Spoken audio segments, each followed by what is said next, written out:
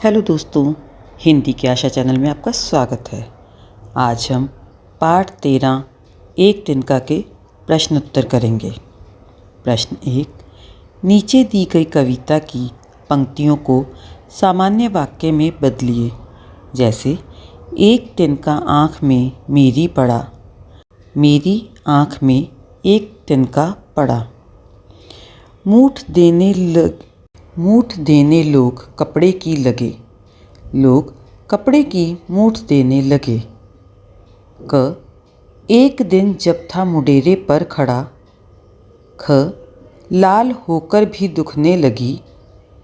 ग ऐंठ बेचारी दबे पाँव भागी, घ जब किसी दब से निकला तिनका गया। उत्तर क एक दिन जब मुडेरे पर खड़ा था, ख आँख लाल होकर दुखने लगी, ग बेचारी ऐंठ दबे पाँव भागी, घ किसी ने ढब से तिनका निकाला। प्रश्न 2, एक तिनका कविता में किस घटना की चर्चा की गई है जिससे घमंड नहीं करने का संदेश मिलता है? उत्तर, इस कविता में उस घटना का वर्णन किया गया है जब कवि की आँख में एक तिनका गिर गया। उस तिनके से काफ़ी बेचैन हो उठा, उसका सारा घमंड चूर हो जाता है। किसी तरह लोग कपड़े की नोक से उनकी आँखों में पड़ा तिनका निकालते हैं तो कवि सोच में पड़ जाता है कि आखिर उसे किस बात का घमंड था जो एक तिनके ने उनके घमंड को ज़मीन पर लाकर खड़ा कर दिया। उसकी बुद्धि ने भी उसे ताने दिए कि तू ऐसे ही घमंड करता था, तेरे घमंड को चूर करने के लिए तिनका ही बहुत है। इससे यह संदेश मिलता है कि व्यक्ति को स्वयं पर घमंड नहीं करना चाहिए। एक तुच्छ व्यक्ति या वस्तु भी हमारी परेशानी का कारण बन सकती है। हर वस्तु का अपना महत्व होता है। प्रश्न 3, आँख में तिनका पड़ने के बाद घमंडी की क्या दशा हुई? उत्तर, घमंडी की आँख में तिनका पड़ने पर उसकी आँख लाल होकर दुखने लगी, वह बेचैन हो गया और उसका सारा ऐंठ समाप्त हो गया।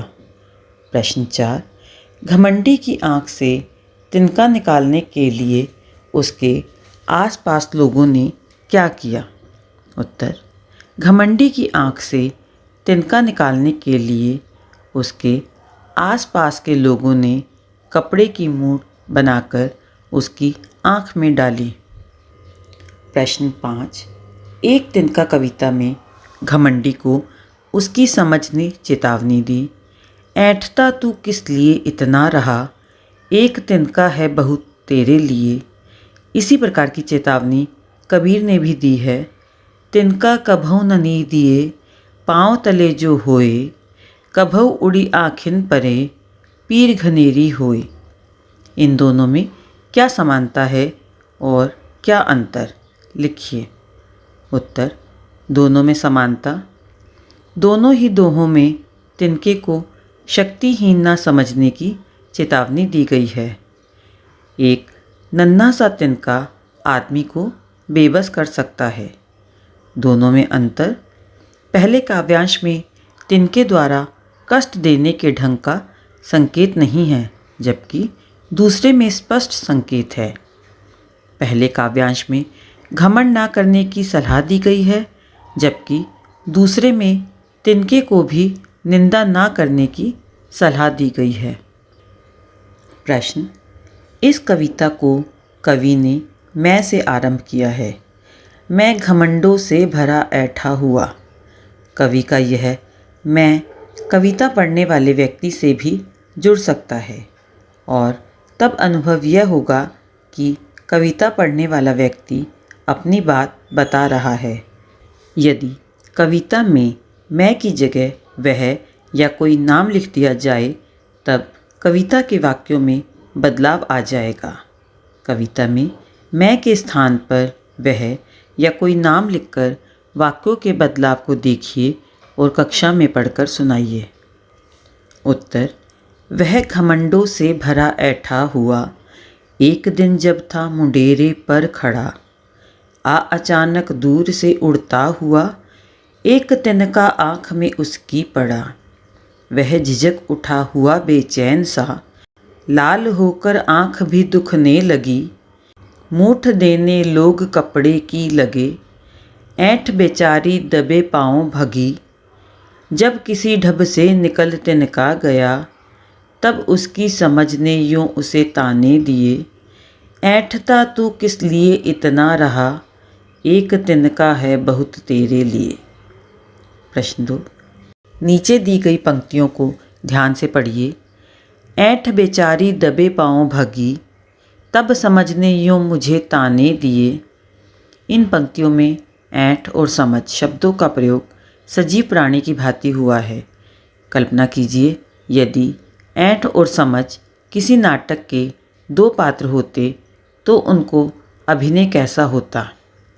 उत्तर। ऐंठ और समझ। समझ। ऐंठ, इतना ऐंठती क्यों हो। ऐंठ। समझ, ये तेरी समझ से बाहर की बात है। समझ, ऐसी कौन सी बात है जो मेरी समझ में नहीं आती। ऐंठ। समझ, तेरी समझ में यह नहीं आता कि यदि मनुष्य सुंदर हो, धनवान हो, समाज में ऊंचा स्थान रखता हो तो उसे अपने ऊपर घमंड आ ही जाता है। समझ। नहीं ऐंठ, कभी घमंड नहीं करना चाहिए, क्योंकि यह सब तो क्षणभंगुर है, कभी भी नष्ट हो सकता है। लेकिन मनुष्य की विनम्रता, उसकी परोपकार की भावना व हंसमुख स्वभाव कभी नष्ट नहीं होता। इतने में ऐंठ की आँख में एक तिनका उड़कर पड़ गया। समझ। ऐंठ, इतना तिलमिला क्यों रही हो। ऐंठ। ना जाने कहाँ से आँख में तिनका आकर पड़ गया है, मैं तो बहुत बेचैन हो रही हूँ। समझ। अब तुम्हारा घमंड कहाँ गया, एक छोटे से तिनके से तिलमिला उठी। ऐंठ। मुझे क्षमा करो समझ, अब मैं कभी अपने पर घमंड नहीं करूँगी। प्रश्न। नीचे दी गई कबीर की पंक्तियों में तिनका शब्द का प्रयोग एक से अधिक बार किया गया है। इनके अलग अलग अर्थों की जानकारी प्राप्त करें। उठा बबूला प्रेम का, तिनका उड़ा आकाश, तिनका तिनका हो गया, तिनका तिनके पास। उत्तर। तिनका शब्द के अलग अलग अर्थ। तिनका, अज्ञान रूपी तिनका कण, तिनका तिनका होना, छोटे छोटे टुकड़े होकर बिखर जाना। तिनका, उनका, तिनके, उनके यानी ईश्वर के। धन्यवाद। पढ़ते रहिए, बढ़ते रहिए।